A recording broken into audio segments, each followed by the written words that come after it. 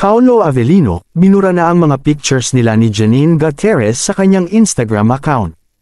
Matapos umamin ni Jericho Rosales kahapon na may relasyon na sila ni Janine Gutierrez ay agad namang napansin ng netizens na binura na ni Paolo Avellino ang kanyang pictures kasama ang aktres. Nabalita kasi noong may relasyon sina Janine at Paolo dahil na rin nga sa pelikulang kanilang pinagsamahan.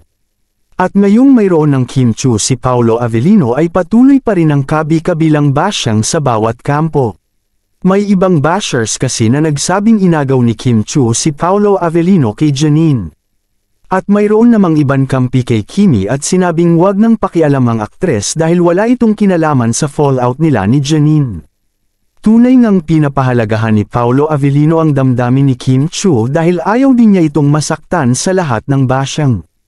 Past is past na daw kasi at wala siyang ibang focus ngayon kundi ang mga proyekto nila ni Kimi.